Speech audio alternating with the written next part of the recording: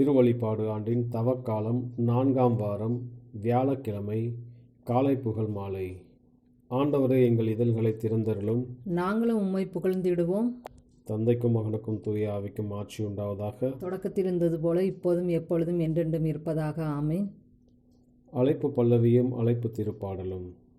வாருங்கள், நமக்காக சோதனைக்கும் வேதனைக்கும் உட்பட்ட கிறிஸ்துவை நாம் போற்றுவோம். வாருங்கள், நமக்காக சோதனைக்கும் வேதனைக்கும் உட்பட்ட கிறிஸ்துவை நாம் போற்றுவோம். வாருங்கள், ஆண்டவரை புகழ்ந்து பாடுங்கள், நமது மீட்பின் பாறையை போற்றி ஆர்ப்பரியுங்கள். அவர் திருமுன் நன்றியுடன் செல்வோம், புகழ் பார்க்கலா அவரை போற்றி அகமகிழ்வோம். ஏனெனில் ஆண்டவர் மாண்புமிகு இறைவன், அனைத்து தெய்வங்களுக்கும் அனைத்திற்கும் மேலான பேரரசர். பூ உலகின் ஆழ்பகுதிகள் அவர் தாம் கையில் உள்ளன.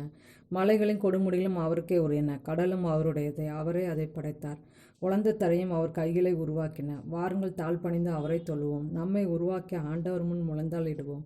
அவரை நாம் கடவுள், நாமும் அவரது மேய்ச்சலி மக்கள். நாம் அவர் பேணி காக்கும் ஆடுகள். இன்று நீங்கள் அவர் குரலுக்கு செவி கொடுத்தால் எத்தனை நலம். அன்று மெரிபாவின் பாலை நிலத்தில் மாசாவின் செய்தது போல் உங்கள் இதயத்தை கடினப்படுத்தி கொள்ளாதீர்கள். அங்கே உங்கள் மூதாதை என்னை சோதித்தனர், என் செயல்களை கண்டிருந்தும் என்னை சோதித்து பார்த்தனர்.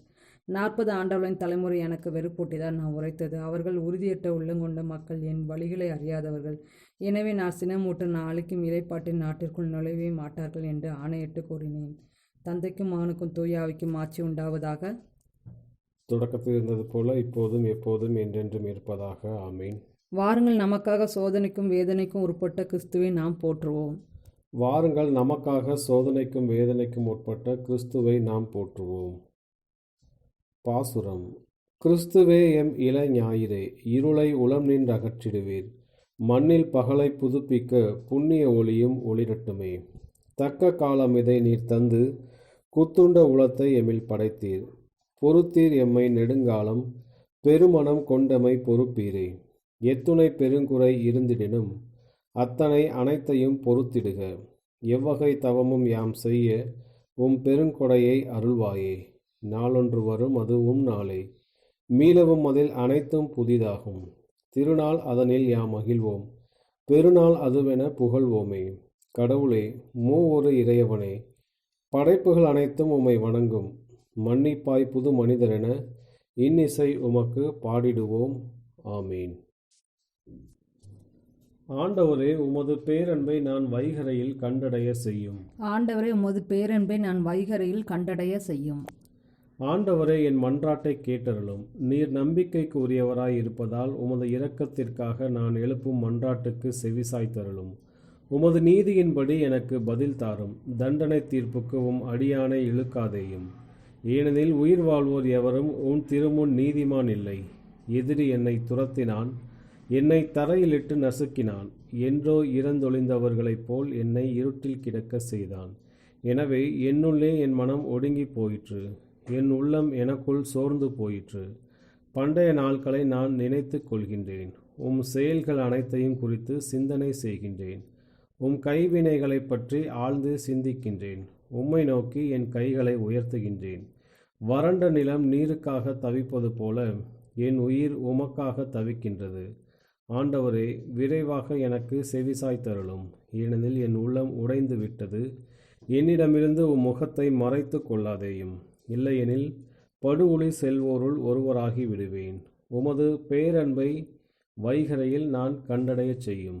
ஏனெனில் உம்மீது நம்பிக்கை வைத்துள்ளேன். நான் நடக்க வேண்டிய அந்த வழியை எனக்கு காட்டியருளும். ஏனெனில் உம்மை நோக்கி என் உள்ளத்தை உயர்த்துகின்றேன். ஆண்டவரே, என் எதிரிகளிடமிருந்து என்னை விடுவித்தருளும். நான் உம்மிடம் தஞ்சம் புகுந்துள்ளேன். திருவுளத்தை நிறைவேற்ற எனக்கு கற்பித்தருளும். ஏனெனில் நீரே என் கடவுள். உமது நலமிகு ஆவி என்னை செம்மையான வழியில் நடத்துவதாக. ஆண்டவரே, உமது பெயரின் பொருட்டு என் உயிரை காத்தருளும். உமது நீதியின் பொருட்டு என்னை நெருக்கடியினின்று விடுவித்தருளும். தந்தைக்கும் மகனுக்கும் தூய ஆவிக்கும் ஆட்சி உண்டாவதாக. தொடக்கத்தில் இருந்தது போல இப்போதும் எப்பொழுதும் என்றென்றும் இருப்பதாக. ஆமீன். ஆண்டவரே, உமது பேரன்பை நான் வைகரையில் கண்டடைய செய்யும். ஆண்டவரே, உமது பேரன்பை நான் வைகரையில் கண்டடைய செய்யும். எருசலேமே, ஆண்டவர் ஆறு போல் உண்மையில் தம் அமைதியை பாய்ந்தோட செய்வார். எருசலேமே, ஆண்டவர் ஆறு போல் உண்மையில் தம் அமைதியை பாய்ந்தோட செய்வார். எருசலேம் மீது அன்பு கொண்ட அனைவரும் அவளுடன் அகமகிழ்ந்து அவள் பொருட்டு அக்களியுங்கள். அவளுக்காக புலம்பி அழும் எல்லோரும் அவளுடன் சேர்ந்து மகிழ்ந்து கொண்டாடி ஆர்ப்பரியுங்கள். அப்போது அவளின் ஆறுதல் அளிக்கும் முலைகளில் குடித்து நீங்கள் நிறைவடைவீர்கள். அவள் செல்வப்பெருக்கில் நிறைவாக அருந்தி இன்பம் காண்பீர்கள். ஆண்டவர் கூறுவது இதுவே. ஆறு போல் நிறைவாழ்வு பாய்ந்தோட செய்வேன். பெருக்கெடுத்த நீருடை போல் வேற்றினத்தாரின் செல்வம் விரைந்து வர செய்வேன். நீங்கள் பால் பருகுவீர்கள், மார்பில் அணைத்து சுமக்கப்படுவீர்கள், மடியில் வைத்து தாளாட்டப்படுவீர்கள். தாய் தன் பிள்ளையை தேற்றுவது போல் நான் உங்களை தேற்றுவேன். எருசலேமில் நீங்கள் தேற்றப்படுவீர்கள், இதை நீங்கள் காண்பீர்கள். உங்கள் இதயம் மகிழ்ச்சி கொள்ளும், உங்கள் எலும்புகள் பசும்போல் போல் வளரும். தந்தைக்கும் மகனுக்கும் தூய ஆவிக்கும் ஆட்சி உண்டாவதாக. தொடக்கத்தில் இருந்தது போல இப்போதும் எப்போதும் என்றென்றும் இருப்பதாக. ஆமேன். எருசலேமே, ஆண்டவர் ஆறு போல் உன்மேல் தம் அமைதியை பாய்ந்தோட செய்வார். எருசலேமே, ஆண்டவர் ஆறு போல் உன்மேல் தன் அமைதியை பாய்ந்தோட செய்வார். நம்முடைய கடவுளை புகழ்ந்து பாடுவது ஏற்புடையது. நம்முடைய கடவுளை புகழ்ந்து பாடுவது ஏற்புடையது. நம்முடைய கடவுளை புகழ்ந்து பாடுவது நல்லது. அவரை புகழ்வது இனிமையானது, அதுவே ஏற்புடையது. ஆண்டவர் எருசலேமை மீண்டும் கட்டி எழுப்புகின்றார். நாடு கடத்தப்பட்ட இஸ்ரேலை கூட்டிச் சேர்க்கின்றார். உடைந்த உள்ளத்தோரை அவர் குணப்படுத்துகின்றார். அவர்களின் காயங்களை கட்டுகின்றார். விண்மீன்களின் இலக்கத்தை எண்ணி அவை ஒவ்வொன்றையும் பெயர் சொல்லி அழைக்கின்றார். நம் தலைவர் மாண்புமிக்கவர், மிகுந்த வல்லமையுள்ளவர். அவர் தம் நுண்ணறிவு அளவிடற்கு அரியது. ஆண்டவர் ஒடுக்கப்பட்டோருக்கு ஆதரவளிக்கின்றார். பொல்லாரையோ தரை மட்டும் தாழ்த்துகின்றார். ஆண்டவருக்கு நன்றி செலுத்தி பாடுங்கள். நம் கடவுளை யாழ் கொண்டு புகழ்ந்து பாடுங்கள். அவர் வானத்தை மேகங்களால் மறைக்கின்றார். பூவுலகின் மீது மழையை பொழிகின்றார். மலைகளில் புல்லை முளைக்க செய்கின்றார். கால்நடைகளுக்கும் கரையும் காக்கை குஞ்சுகளுக்கும் அவர் இரை கொடுக்கின்றார். குதிரையின் வலிமையில் அவர் மகிழ்ச்சி காண்பதில்லை. வீரரின் கால் வலிமையையும் அவர் விரும்புவதில்லை. தமக்கு அஞ்சி நடந்து தம் பேரன்புக்காக காத்திருப்போரிடம் அவர் மகிழ்ச்சி கொள்கின்றார். தந்தைக்கும் மகனுக்கும் தூய ஆவிக்கும் ஆட்சி உண்டாவதாக. தொடக்கத்தில் இருந்தது போல இப்போதும் எப்பொழுதும் என்றென்றும் இருப்பதாக. ஆமீன். நம்முடைய கடவுளை புகழ்ந்து பாடுவது ஏற்புடையது. நம்முடைய கடவுளை புகழ்ந்து பாடுவது ஏற்புடையது. அரசர்கள் முதல் நூலிலிருந்து வாசகம். ஏனெனில் அவர்கள் உம்முடையவர்கள், உமது உரிமை சொத்து.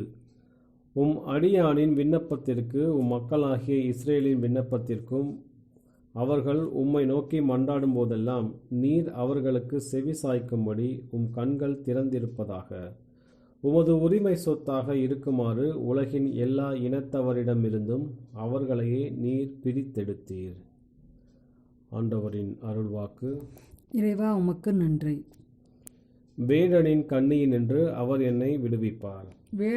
வேடனின் கண்ணினின்று அவர் என்னை விடுவிப்பார். அவனுடைய தீய சொற்களினின்று அவர் என்னை விடுவிப்பார். வேடனின் கண்ணினின்று அவர் என்னை விடுவிப்பார். தந்தைக்கும் மகனுக்கும் தூய ஆவிக்கும் ஆட்சி உண்டாவதாக. வேடனின் கண்ணினின்று அவர் என்னை விடுவிப்பார். முதல் வாசகம். எண்ணிக்கை நூலிலிருந்து வாசகம். அதன் பின்னர் மக்கள் அசரோத்திலிருந்து புறப்பட்டு பாரான் பாலை நிலத்தில் பாளையம் இறங்கினர். ஆண்டவர் மோசேயிடம், இஸ்ரேல் மக்களுக்கு நான் கொடுக்கும் கானான் நாட்டை உளவு பார்க்க ஆட்களை அனுப்பு. மூதாதையர் குலம் ஒவ்வொன்றிலிருந்தும் அவர்களுள் தலைவனாயிருக்கும் ஒருவனை நீ அனுப்ப வேண்டும் என்றார். ஆண்டவர் கட்டளையிட்டபடியே மோசே அவர்களை பாரான் பாலை நிலத்திலிருந்து அனுப்பினார். அந்த ஆட்கள் அனைவரும் இஸ்ரேல் மக்களின் தலைவராக இருந்தவர்கள். கானான் நாட்டை உளவு பார்க்கும்படி மோசே அவர்களை அனுப்பினார். அவர் அவர்களிடம், நீங்கள் நெகேபுக்கு சென்று அதற்கு அப்பால் மலை நாட்டுக்கு போங்கள். அந்த நாடு எப்படி இருக்கிறது? அங்கு வாழும் மக்கள் வலிமை உள்ளவர்களா, வலிமையற்றவரா? அவர்கள் பலரா, சிலரா? அவர்கள் குடியிருக்கும் நாடு வலிமையானதா, வலிமையற்றதா? அவர்கள் தங்கியிருக்கும் நகர்கள் பாளையங்களா, கோட்டைகளா? அந்த நாடு செல்வம் மிக்கதா, ஏழ்மையானதா? மரங்கள் அங்கு உண்டா, இல்லையா என்று பார்த்து வாருங்கள். துணியுடன் இருங்கள். அந்நாட்டின் கனிகள் சிலவற்றை கொண்டு வாருங்கள் என்று கூறினார். அது திராட்சையின் முதல் கனி பருவம். அவ்வாறு அவர்கள் போய் சின் பாலைநிலத்திலிருந்து ஆமாத் நுழைவாயில் அருகில் இருந்த ரகோபு வரையிலும் நாட்டை உளவு பார்த்தனர். அவர்கள் நெகோபினுள் சென்று பின் எபிரோனுக்கு வந்தனர். அங்கு அனாக்கின் வழிமரபினரான அகிமான், சேசாய், தல்மாய் ஆகியோர் இருந்தனர். எகிப்திலுள்ள சோவானிலும் 7 ஆண்டுகளுக்கு முன்னரே எபிரோன் கட்டப்பட்டிருந்தது. பின்னர் அவர்கள் எசுகோல் பள்ளத்தாக்கிற்கு வந்தனர். அங்கிருந்து ஒரே குலையாயிருந்த திராட்சை பழங்களை கிளையில் ஒன்றை அறுத்தனர். அதை ஒரு தடியில் கட்டி 2 சுமந்து வந்தனர். அத்துடன் அவர்கள் மாதுள பழங்கள், அத்திப்பழங்கள் சிலவற்றையும் கொண்டு வந்தனர். இந்த இடம் இஸ்ரேல் ஆட்கள் இங்கிருந்து வெட்டிய திராட்சை குலையை முன்னிட்டு எசுகோல் பள்ளத்தாக்கு என்று அழைக்கப்பட்டது. 40 நாட்கள் நாட்டை உளவு பார்த்த பின் அவர்கள் திரும்பி வந்தனர். அவர்கள் பாரான் பாலை நிலத்தில் காதேசில் இருந்த மோசேயிடமும் ஆரோனிடமும் இஸ்ரேல் மக்கள் கூட்டமைப்பில் உள்ள அனைவரிடமும் வந்தனர். அவர்களுக்கும் முழு மக்கள் கூட்டமைப்புக்கும் அவர்கள் செய்தி கொண்டு வந்தனர். நாட்டின் கனியையும் அவர்களுக்கு காட்டினர். அவர்கள் மோசேயிடம் கூறியது: நீர் எங்களை அனுப்பிய நாட்டிற்கு நாங்கள் சென்று வந்தோம். அதில் பாலும் தேனும் வழிந்தோடுகிறது. இதுவே அதன் கனி. ஆயினும் அந்நாட்டில் வாழும் மக்கள் வலிமை மிக்கவர்கள். நகர்கள் அரண் சூழ்ந்தவை, மிக பெரியவை. அத்துடன் ஆனாக்கின் வழிமரபினரையும் நாங்கள் அங்கு கண்டோம். அமலேக்கியர் நெகேபு நாட்டில் வாழ்கின்றனர். இத்தியர், எபுசியர், எமோரியர் ஆகியோர் மலை நாட்டில் வாழ்கின்றனர். கனானியர் கடல் அருகிலும் யோர்தானை ஒட்டியும் வாழ்கின்றனர். கலாபு மோசே முன் அம்மக்களை உடனே அமைதிப்படுத்தி, நாம் உடனடியாக போய் நாட்டை பிடித்து கொள்வோம், ஏனெனில் நாம் அதை எளிதில் வென்றுவிட முடியும் என்றார். ஆனால் அவருடன் சென்றிருந்த ஆட்கள், நாம் அம்மக்களுக்கு எதிராக போக முடியாது, ஏனெனில் அவர்கள் நம்மிலும் வலிமை மிக்கவர்கள் என்றனர். இவ்வாறு அவர்கள் உளவு பார்த்து வந்த நாட்டை பற்றி தவறான தகவலை இஸ்ரேல் மக்களுக்கு கொண்டு வந்தனர்.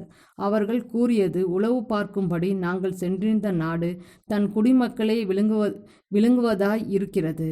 அதில் நாங்கள் கண்ட மனிதர் அனைவரும் மிகவும் நெடிய உருவத்தினர். அத்துடன் நெப்பிலிமிலிருந்து வருகிற ஆனாக்கின் புதல்வராகிய அரக்கரையும் கண்டோம்.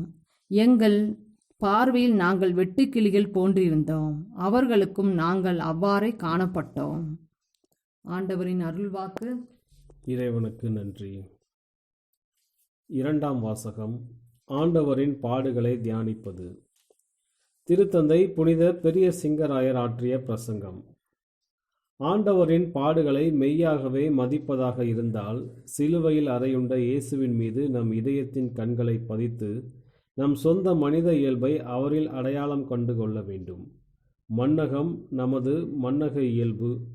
அதன் மீட்பரின் துன்பங்களை குறித்து நடுங்க வேண்டும். பாறைகள், அவிசுவாசிகளின் இதயங்கள் வெடித்து சிதற வேண்டும். தங்கள் சாகும் தன்மையின் கல்லறைகளில் சிறைப்பட்டிருக்கும் இறந்தோர் பெருங்கற்கள் உடைக்கப்பட்டதனால் வெளியே வர வேண்டும். இறைவனின் திருச்சபையான புனித நகரத்தில் எதிர்கால உயிர்த்தெழுதலின் முன் அடையாளங்கள் தோன்ற வேண்டும். நம் உடல்களில் ஏற்பட போவது நம் இதயங்களில் இப்பொழுதே ஏற்பட்டாக வேண்டும். ஒருவர் எத்துணை பலவீனராய் இருப்பினும் அவருக்கு வெற்றி சிலுவையில் பங்கு மறுக்கப்படாது. கிறிஸ்துவின் ஜெப உதவிக்கு அப்பாற்பட்டவராக எவரும் இல்லை. கிறிஸ்துவிற்கு எதிராக எழுந்த எண்ணற்றோருக்கு அவரது ஜெபம் பயனை தந்தது.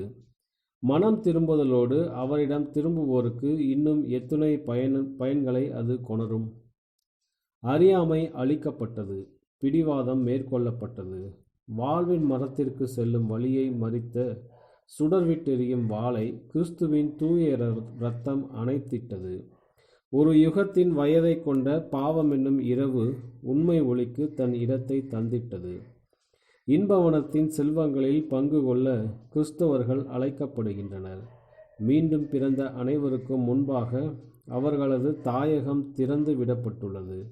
எந்த தாயகத்தினின்று அவர்கள் நாடு கடத்தப்பட்டார்களோ அதே தாயகத்திற்கு அவர்கள் திரும்பலாம். ஒரு கள்வனின் விசுவாசத்திற்கு முன்பாக திறக்கப்பட்ட பாதையை அவர்கள் தாமே மூடிக்கொண்டால் ஒழிய அதில் அவர்கள் நுழைந்திடலாம். இவ்வாழ்க்கையின் அலுவல்கள் நம்மை கவலையினாலும் கர்வத்தினாலும் ஆட்கொள்ளலாகாது. இவ்வாறு நம் மீட்பரை போல் நாம் இருந்து அவரது முன்மாதிரியை பின்பற்றி நம் முழு இதயத்தின் அன்போடு நாம் இனி போராடாதிருப்போம். நம் மீட்பிற்காகவே அவர் அனைத்தையும் செய்தார் அல்லது துன்புற்றார். அவரது தலையின் நன்மைத்தனத்தில் அவரது உடலும் பங்கேற்க வேண்டும் என்பதே அவர் விருப்பம். முதலாவதாக, அவர் இறைவனாய் இருக்கும்போதே நம் மனித இயல்பை அவர் ஏற்றுக்கொண்டதால் வார்த்தை மனு உருவானார். இவ்வாறு அவிசுவாசிகளையும் சேர்த்து மனித குலத்தின் ஒவ்வொரு நபருக்கும் அவரது இரக்கத்தில் பங்களித்தார். நம் இயல்பை ஏற்றுக்கொண்ட கிறிஸ்துவை வரவேற்று கிறிஸ்துவை கருத்தரித்த ஆவியில் மீண்டும் பிறந்த எவராகிலும் கிறிஸ்துவோடு பொதுவான இயல்பை பகிர்வதில்லையா? மேலும் தனது சொந்த குறைகளில் கிறிஸ்துவை கண்டுகொள்ள முடியாதவர் யார்? கிறிஸ்து உண்பதும் உறங்குவதும் சோகத்தில் இருப்பதும் அன்பின் கண்ணீரை அவர் சொரிவதும் ஒரு அடிமையின் அடையாளங்கள் என்று கண்டுணர முடியாதவர் யார்? இந்த அடிமைக்குரிய இயல்பில்தான் ஆதிகால காயங்கள் குணப்படுத்தப்பட வேண்டும். பாவம் என்னும் கரை சுத்திகரிக்கப்பட வேண்டும். இதன் பொருட்டே இறைவனது ஒரே பேரான மகன் மனுமகனாகவும் மாறினார். மனித இயல்பின் உண்மை நிலைமையும் இறை தலைமையின் முழுமையையும் அவர் பெற்றிருக்க வேண்டியதாயிற்று. கல்லறையில் உயிரின்றி கிடந்த உடல் நம்முடையதே. 3ஆம் நாள் உயிர்த்தெழுந்த உடல் நம்முடையதே. விண்ணகத்தின் உயரங்களுக்கு மேலாக எரிய உடல் தந்தையுடன் மகிமையின் வலப்புறத்திற்கு உயர்த்தப்பட்ட உடல் நம்முடையதே. எனவே அவரது கட்டளைகளின் வழியே நாம் கடந்து இழிவானதொரு உடலில் நம் மீட்பிற்காக விலையை அவர் செலுத்தினார் என்பதை ஏற்றுக்கொள்வதில் நாம் வெட்கமுறவில்லை என்றால் நாமும் உயிர்த்தெழுந்து அவரது மகிமையில் பங்கேற்போம். அனைவரும் பார்வையிலும் அவர் அளித்த வாக்குறுதி நிறைவேறும். மனிதர் முன் என்னை ஏற்றுக்கொள்பவன் எவனையும் வானகத்திலே உள்ள என் தந்தையின் முன் நான் ஏற்றுக்கொள்வேன். திருத்தந்தை புனித பெரிய சிங்கராயர் ஆற்றிய பிரசங்கம். இன்றைய நற்செய்தி வாசகம். யோவான் எழுதிய தூய நற்செய்தியிலிருந்து வாசகம். அக்காலத்தில் இயேசு யூதர்களை நோக்கி கூறியது: என்னை பற்றி நானே சான்று பகர்ந்தால் என் சான்று செல்லாது. என்னை பற்றி சான்று பகர வேறு ஒருவர் இருக்கிறார். என்னை பற்றி அவர் கூறும் சான்று செல்லும் என எனக்கு தெரியும். யோவானிடம் ஆள் அனுப்பி நீங்கள் கேட்டபோது அவரும் உண்மைக்கு சான்று பகர்ந்தார். மனிதர் தரும் சான்று எனக்கு தேவை என்பதற்காக அல்ல, நீங்கள் மீட்பு பெறுவதற்காகவே இதை சொல்கிறேன். யோவான் எரிந்து சுடர்விடும் விளக்கு. நீங்கள் சிறிது நேரமே அவரது ஒளியில் களிகூர விரும்பினீர்கள். யோவான் பகர்ந்த சான்றை விட மேலான சான்று எனக்கு உண்டு. நான் செய்து முடிக்குமாறு தந்தை என்னிடம் ஒப்படைத்துள்ள செயல்களே அச்சான்று. நான் செய்து வரும் அச்செயல்களே தந்தை என்னை அனுப்பியுள்ளார் என்பதற்கான சான்றாகும். என்னை அனுப்பிய தந்தையும் எனக்கு சான்று பகர்ந்துள்ளார். நீங்கள் ஒருபோதும் அவரது குரலை கேட்டதும் இல்லை, அவரது உருவை கண்டதும் இல்லை. அவரது வார்த்தையும் உங்களுக்குள் நிலைத்திருக்கவில்லை, ஏனெனில் அவர் அனுப்பியவரை நீங்கள் நம்பவில்லை. மறைநூல் வழியாக நிலைவாழ்வு கிடைக்கும் என எண்ணி அதனை துருவி துருவி ஆய்ந்து பார்க்கிறீர்களே, அம்மறைநூலும் எனக்கு சான்று பகர்கிறது. வாழ்வு பெறுமாறு என்னிடம் வர உங்களுக்கு விருப்பமில்லை. மனிதர் தரும் பெருமை எனக்கு தேவையில்லை. உங்களை எனக்கு தெரியும். உங்களிடம் இறையன்பு இல்லை. நான் என் தந்தையின் பெயரால் வந்துள்ளேன், ஆனால் என்னை நீங்கள் ஏற்றுக்கொள்ளவில்லை. வேறொருவர் தம் சொந்த பெயரால் வருவாரானால் அவரை நீங்கள் ஏற்றுக்கொள்வீர்கள். கடவுள் ஒருவரே. அவர் தரும் பெருமையை நாடாது ஒருவர் மற்றவரிடமிருந்து பெருமை தேடிக்கொள்கிறீர்களே, உங்களால் எப்படி என்னை நம்ப இயலும்? தந்தையின் முன்னிலையில் உங்கள் மேல் குற்றம் சுமத்தப் போகிறவன் நான் என நினைக்காதீர்கள். உங்கள் சார்பாக நிற்பார் என நீங்கள் எதிர்பார்க்கும் மோசேயே உங்கள் மேல் குற்றம் சுமத்துவார். நீங்கள் மோசேயை நம்பியிருந்தால் என்னையும் நம்பியிருப்பீர்கள், ஏனெனில் அவர் என்னை பற்றி தான் எழுதினார். அவர் எழுதியவற்றை நீங்கள் நம்பவில்லை என்றால் நான் சொல்பவற்றை எவ்வாறு நம்பப் போகிறீர்கள்? ஆண்டவரின் அருள்வாக்கு. கிறிஸ்துவே உமக்கு புகழ். செக்கரியாவின் பாடலும் முன்மொழியும். மனிதர் தரும் சான்று எனக்கு தேவை என்பதற்காக அல்ல, நீங்கள் மீட்பு பெறுவதற்காகவே இதை சொல்கிறேன் என்கிறார் ஆண்டவர். மனிதர் தரும் சான்று எனக்கு தேவை என்பதற்காக அல்ல, நீங்கள் மீட்பு பெறுவதற்காகவே இதை சொல்கிறேன் என்கிறார் ஆண்டவர். இஸ்ரேலின் கடவுளாகிய ஆண்டவரை போற்றுவோம். ஏனெனில் அவர் தம் மக்களை தேடி வந்து விடுவித்தருளினார். தம் தூய இறைவாக்கின வாயினார் தொடக்கம் முதல் அவர் மொழிந்தபடியே அவர் தம் ஊழியராகிய தாவீதின் குடும்பத்தில் வல்லமையுடைய மீட்பர் ஒருவர் நமக்காக தோன்ற செய்தார். நம் பகைவரிடந்து நம்மை வெறுப்போர் அனைவரும் பிடிந்து நம்மை மீட்பார். அவர் நம் மூதாதையருக்கு இரக்கம் காட்டி தமது தூய உடன்படிக்கை நம் தந்தையாகிய ஆபிரகாமுக்கு அவரிட்ட ஆணையை நிறைவேற்ற நினைவு கூர்ந்தார். இவ்வாறு நாம் பகைவரின் பிடியிலிருந்து விடுவிக்கப்பட்டு தூய்மையோடும் நேர்மையோடும் வாழ்நாள் எல்லாம் அச்சமின்றி அவர் திருமுன் பணி செய்யுமாறு வழிவகுத்தார். குழந்தை, நீ உன்னத கடவுளின் இறைவாக்கின எனப்படுவாய். ஏனெனில் பாவ மன்னிப்பால் வரும் மீட்பை அவர் தம் மக்களுக்கு அறிவித்து ஆண்டவருக்கான வழியை செம்மைப்படுத்த அவர் முன்னே செல்வாய். இருளிலும் இறப்பின் பிடியிலும் இருப்போருக்கு ஒளி தரவும் நம்முடைய கால்களை அமைதி வழியில் நடக்க செய்யவும் நம் கடவுளின் பரிவுள்ளத்தாலும் இரக்கத்தாலும் விண்ணிலிருந்து விடியல் நம்மை தேடி வருகிறது. தந்தைக்கும் மகனுக்கும் தூய ஆவிக்கும் ஆட்சி உண்டாவதாக. தொடக்கத்தில் இருந்தது போல இப்போதும் எப்போதும் என்றென்றும் இருப்பதாக. ஆமீன். மனிதர் தரும் சான்று எனக்கு தேவை என்பதற்காக அல்ல, நீங்கள் மீட்பு பெறுவதற்காகவே இதை சொல்கிறேன் என்கிறார் ஆண்டவர். மனிதர் தரும் சான்று எனக்கு தேவை என்பதற்காக அல்ல, நீங்கள் மீட்பு பெறுவதற்காகவே இதை சொல்கிறேன் என்கிறார் ஆண்டவர். மன்றாட்டுகள். இயேசு கிறிஸ்துவில் தம் அன்பிரக்கத்தை நமக்கு வெளிப்படுத்திய கடவுளை நாம் புகழ்ந்து மன்றாடுவோம். ஆண்டவரே, நாங்கள் உம் பிள்ளைகள் என்பதை நினைவு கூறுவோம். உம் திருச்சபையின் வாழ்வில் நாங்கள் மிகுந்த ஈடுபாடு கொள்ள செய்தருளும். எங்கள் வழியாக திருச்சபை உலகை மீட்பிற்கு தெளிவான அடையாளமாக அமைத்தருளும். ஆண்டவரே, நாங்கள் உம் பிள்ளைகள் என்பதை நினைவு கூறுவோம். மாந்தரின் அன்பரே, மனித முன்னேற்றத்தில் எங்களுக்குரிய பங்கினை அளித்திட அருள் புரியும். எல்லா வகையிலும் உம் ஆட்சியை நாங்கள் கட்டி எழுப்ப உதவியருளும். ஆண்டவரே, நாங்கள் உம் பிள்ளைகள் என்பதை நினைவு கூறுவோம். சுமை சுமந்து சோர்ந்திருக்கும் போது நாங்கள் கிறிஸ்துவிடம் வருவோமாக.